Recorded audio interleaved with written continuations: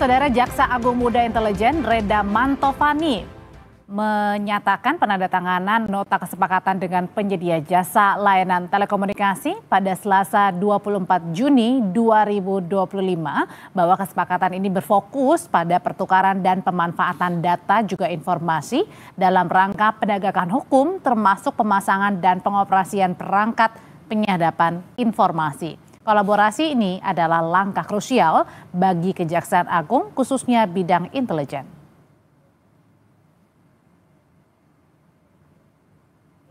Apabila memang diperlukan. Selanjutnya, Kejaksaan Agung Saudara memastikan pelaksanaan kerjasama Kejaksaan Agung dengan sejumlah perusahaan telekomunikasi akan membantu proses penyidikan melalui penyadapan di nomor ponsel.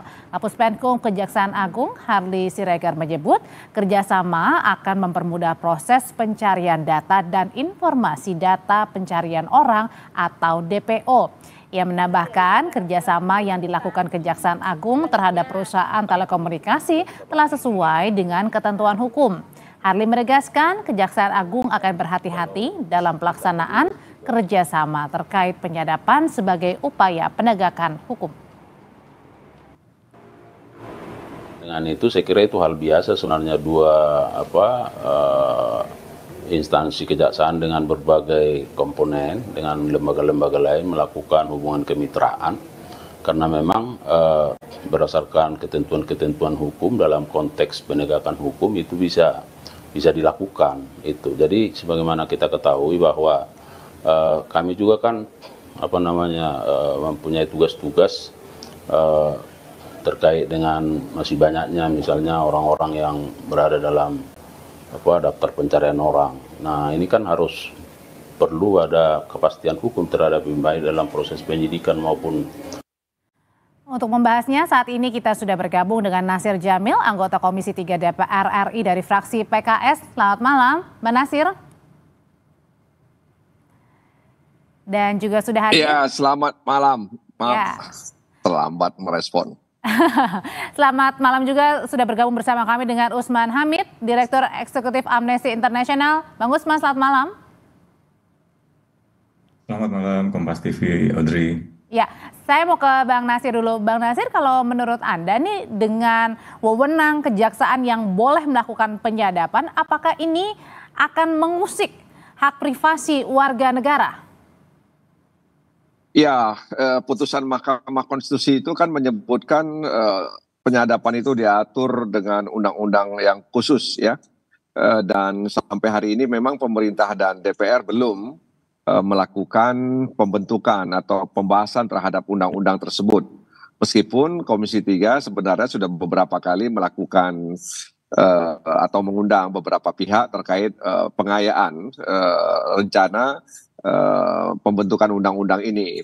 Tapi seingat kami ketika membahas Undang-Undang Nomor 11 tahun 2021 tentang kejaksaan itu, tentang penyadapan khususnya dalam pasal 30C itu baru bisa dilakukan setelah ada undang-undang yang mengatur khusus tentang penyadapan begitu. Jadi ada kesepakatan bersama antara pemerintah dan DPR bahwa pasal 30C Undang-Undang Nomor 11 tahun 2021 itu bisa dilakukan setelah ada undang-undang yang mengatur tentang penyadapan. Nah karena itu ketika saya pribadi mendengar atau membaca ada semacam nota kesepahaman antara Kejaksaan Agung dengan operator tersebut, maka timbul tanda tanya, maksudnya apa sebenarnya saya juga belum melihat isi MOU tersebut. Oke, apakah dalam waktu dekat juga DPR berencana akan memanggil nih sambil juga menjelaskan sebenarnya apa isi dari penyadapan ini yang bisa dilakukan oleh Kejaksaan? Ya mudah-mudahan dalam masa sidang ini katakanlah pekan depan ya, karena besok sudah libur, Sabtu juga sudah tidak masa kerja. Ya mudah-mudahan pekan depan di awal Juli atau minggu pertama di awal Juli itu kami bisa mengundang Kejaksaan Agung. Ya salah satunya tentu menyangkut dengan nota kesepahaman tersebut ya karena kami kan ingin mengkonfirmasi ya agar kemudian tidak ada kesalahpahaman dalam menyikapi pasal 30C Undang-Undang Nomor 11 Tahun 2021 tersebut. Oke, kalau DPR, dari pihak DPR ini juga masih mengkaji sebenarnya kewenangan kejaksaan melakukan penyadapan ini sampai batasannya semana. Tapi kalau dari Bang Usman sendiri melihat dasarnya dengan wewenang perluasan kejaksaan ini bisa melakukan penyadapan, bekerjasama juga dengan perusahaan telekomunikasi. Pertanyaan yang paling dasar adalah sama nih, apakah ini akan mengusik juga hak privasi warga? Ya, betul sekali. Pertanyaan yang paling sentral dari kewenangan penyadapan ini adalah perlindungan privasi warga negara, warga masyarakat. Perlindungan ini menyangkut informasi-informasi rahasia atau informasi pribadi yang biasanya berlangsung di dalam percakapan-percakapan perorangan. Tentu penegakan hukum dapat dibenarkan untuk melakukan, katakanlah, tindakan-tindakan hukum yang memasuki wilayah pribadi sejauh itu memenuhi kaidah-kaidah hukum dan hak asasi manusia. Karena perlindungan privasi dalam hak asasi manusia sangat-sangat penting. Ada 4 prinsipnya paling tidak. Yang pertama, apakah penyadapan itu memang dibolehkan oleh hukum dilakukan oleh kejaksaan? Memang saat ini ada berbagai kelembagaan ya, dari mulai misalnya kepolisian sampai dengan Badan Intelijen Negara, KPK, juga TNI, BNPT, dan lain sebagainya. Nah, yang kedua selain prinsip legalitas itu adalah prinsip nesesitas. Perlu nggak sebenarnya melakukan penyadapan? Bukankah ada banyak alat bukti yang bisa diperoleh di dalam konteks penegakan hukum? Misalnya keterangan-keterangan saksi, atau yang kedua keterangan-keterangan ahli, atau yang ketiga surat petunjuk, dan seterusnya. Jadi kalau itu tidak diperlukan, saya kira itu tidak boleh dilakukan dan hanya merupakan upaya terakhir untuk benar-benar katakanlah mengatasi keterbatasan alat bukti lainnya. Yang ketiga adalah prinsip proporsionalitas gitu. Kalau seandainya memang itu diperlukan, untuk berapa lama? Apakah itu untuk kasus tertentu saja? Waktunya berapa lama? 1 pekankah atau berapa hari? Karena itu menyangkut privasi dari seseorang gitu. Dan itu izinnya juga harus dipastikan, misalnya dapat otorisasi dari pengadilan. Dan yang terakhir harus bisa dipertanggungjawabkan ketika nanti dijadikan katakanlah alat bukti di persidangan, harus benar-benar bisa dipastikan pertanggungjawabannya. Mas Usman, tadi wewenang penyadapan ini kan juga punya ada lembaga lainnya juga sudah ya memiliki kewenangan tersebut, ada KPK, ada BNN, ada BIN, begitu ada Polri juga. Nah, apakah ini mungkin karena dari pihak kejaksaan belum ada, makanya ingin menyamaratakan nih wewenang dengan lembaga lainnya? Atau justru dilihatnya ada apa sebenarnya di balik perluasan wewenang ini atau penambahan? Bisa jadi di balik perluasan atau penambahan wewenang ini ada semacam kompetisi di antara lembaga-lembaga penegak hukum. Kompetisi dalam arti perebutan kewenangan, kompetisi dalam arti perebutan penanganan-penanganan perkara yang biasanya menyangkut aset-aset yang besar, entah itu dalam tindak pidana khusus seperti korupsi atau dalam tindakan lainnya gitu, yang memang biasanya menimbulkan semacam ketegangan atau menimbulkan ego sektoral antara lembaga-lembaga yang tadi saya sebutkan, dari mulai KPK, kepolisian, kejaksaan, bahkan sampai dengan TNI dan BNPT.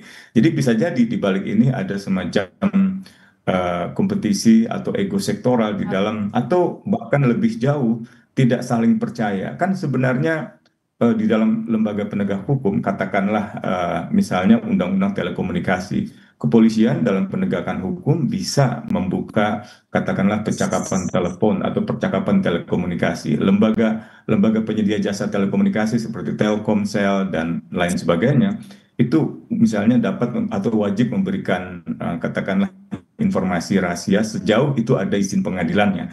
Nah, kalau misalnya kejaksaan ingin memiliki wewenang, katakanlah kejaksaan cukup memberi petunjuk di dalam proses penyelidikan dan penyidikan di kepolisian untuk melakukan katakanlah tindakan tertentu, atau dalam tindak pidana khusus memang kejaksaan punya wewenang langsung. Nah, dalam hal itu apakah itu diperlukan? Apakah alat bukti lainnya seperti saksi, ahli, dan seterusnya masih tidak cukup misalnya? Jadi ada banyak hal yang saya kira harus dipastikan pengawasannya, agar penyadapan ini tidak melanggar hak asasi manusia. Kalau gitu Bang Nasir, yang dilihatnya ini apakah tadi untuk menyamaratakan dengan lembaga lain yang sudah punya wewenang untuk melakukan penyadapan, atau justru sebaliknya jangan-jangan nih kasus-kasus besar yang belakangan memang selalu spotlightnya adalah milik Kejaksaan Agung ini ingin diperkuat, jangan-jangan ingin melemahkan lembaga lain misalnya KPK, Bang Nasir? Iya, sebenarnya kan penyadapan itu kewenangan institusi penegak hukum. Waktu itu kita juga ingin memberikan kewenangan ini kepada Komisi Yudisial ya, tapi sayangnya memang ini tidak bisa digunakan karena KY bukan lembaga penegak hukum gitu. Nah, kalau dalam konteks pemerataan dan penyamarataan dan lain sebagainya, menurut saya memang selama ini misalnya Badan Intelijen Negara, kemudian kepolisian, kejaksaan, KPK, memang sudah ada, mereka memiliki alat penyadapan ya, alat sadap. Tapi tentu saja seperti katakan oleh Bu Usman Hamid tadi bahwa ini bukan dalam rangka rivalitas menurut saya ya. Artinya kalau memang ini rivalitas sangat disayangkan. Jadi bukan melemahkan ya? Bisa ya, saling. Dan ya artinya ini bukan rivalitas ya. Oke. Rivalitas, tapi kita ingin menjaga perlindungan hak asasi manusia itu sendiri. Jadi memang agak rumit soal penyadapan ini. Itu sebabnya kenapa Mahkamah Konstitusi kemudian memutuskan untuk mengatur undang-undang tersendiri tentang penyadapan ini. Nah, khawatir terkait dengan penyalahgunaan, kemudian juga melanggar hak asasi manusia, dan tadi itu ada syarat dan ketentuan yang harus diatur ya, sehingga kemudian penyadapan tadi itu benar-benar digunakan untuk kepentingan penegakan hukum, bukan untuk kepentingan di luar penegakan Tapi hukum. Bang Nasir, kalau misalnya kan ada bentuk kerjasama antara Kejagung dengan penyedia jasa telekomunikasi, memang itu lazim ya dengan kerjasama dengan penyedia jasa telekomunikasi itu lazim biasanya? Ya, saya juga baru tahu ini, artinya baru melihat, baru membaca. Dan belum pernah sebelumnya. Oh, berarti artinya dari KPK, ya. Polri itu tidak ada bentuk kerjasama dengan penyedia jasa itu? Sepengetahuan yang saya tahu itu belum pernah saya lihat, saya baca soal itu. Nah, karena itu kan sangat dibutuhkan penjelasan kepada Komisi 3 ya DPR RI terkait dengan nota kesepahaman tersebut, sehingga kemudian kita tahu apa ini maksudnya dan bagaimana pertanggungjawaban kejaksaan dengan pasal 30C itu, bahwa penyadapan yang dilakukan oleh kejaksaan bisa dilakukan setelah ada undang-undang tentang penyadapan begitu. Jadi itu komitmen komitmen antara DPR dan pemerintah ya, setelah mendengar masukan banyak para ahli ya waktu itu ya, dan kemudian kita sepakatilah ya pasal 30C itu bisa dieksekusi kalau kemudian sudah ada undang-undang yang mengatur. Berarti ini belum bisa dieksekusi ya, Bang? Seharusnya kalau merujuk kepada pasal 30C itu belum bisa dieksekusi. Oke.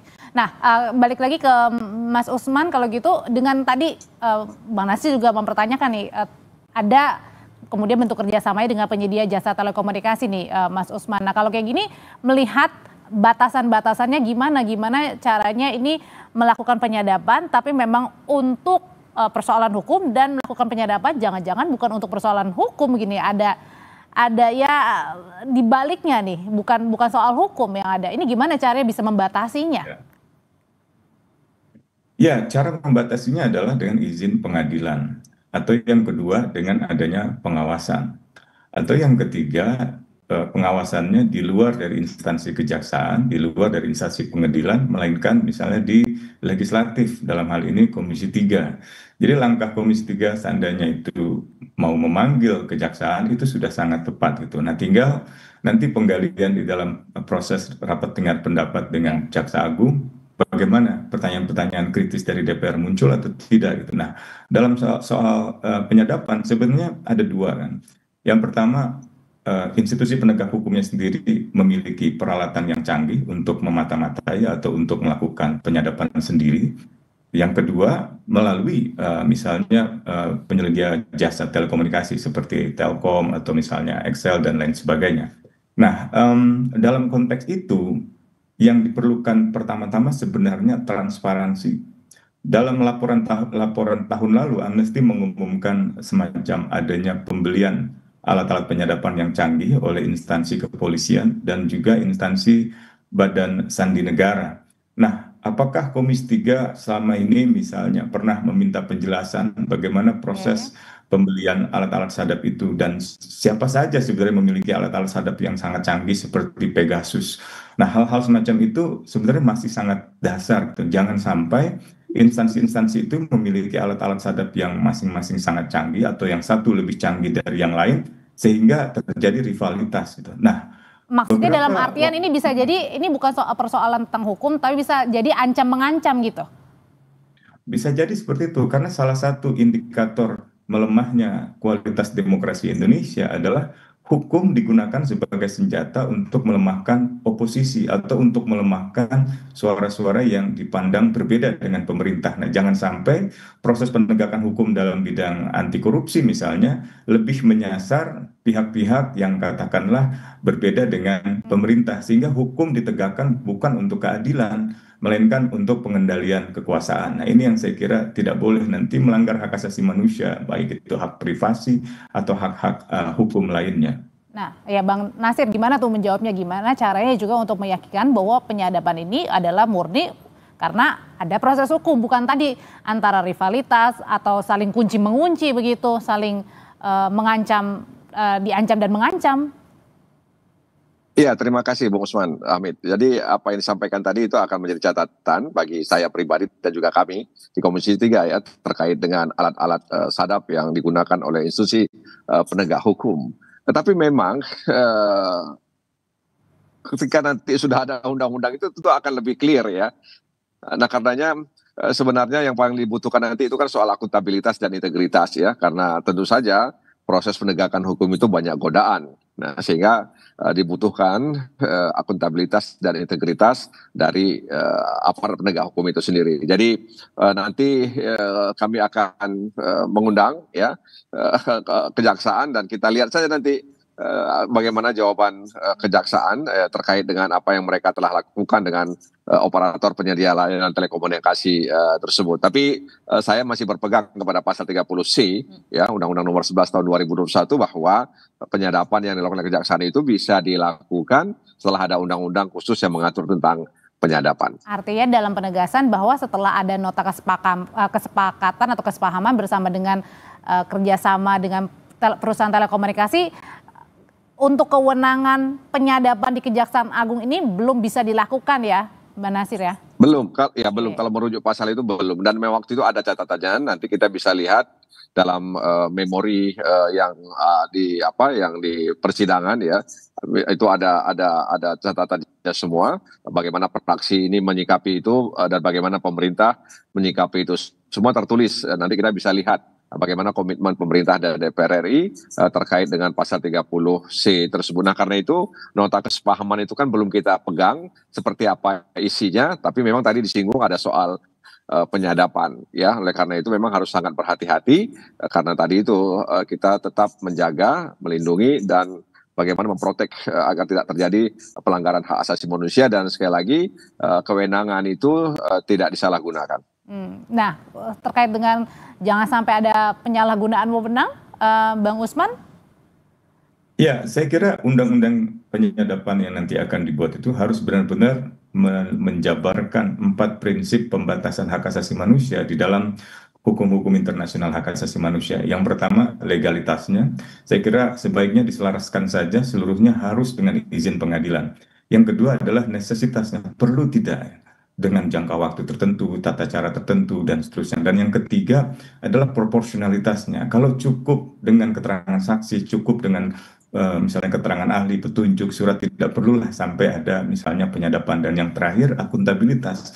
Dia harus benar-benar bisa dipertanggungjawabkan. Saya kira misalnya kalau TNI punya alat sadap, kan tidak boleh misalnya untuk masuk ke ranah penegakan hukum. TNI urusannya di dalam bidang pertahanan negara. Demikian pula polisi. Polisi misalnya urusannya penegakan hukum pidana.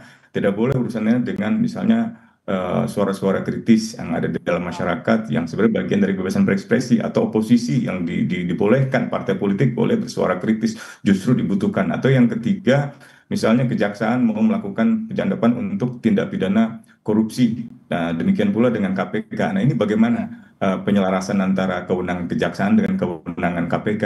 Saya kira sebaiknya undang-undang kejaksaan undang-undang penyadapan segera dibicarakan, segera disahkan dengan pembatasan pengawasan yang sangat ketat, sehingga penyadapan bisa memiliki standar yang benar, salah satunya misalnya dengan izin pengadilan, sehingga juga tidak melanggar hak asasi manusia.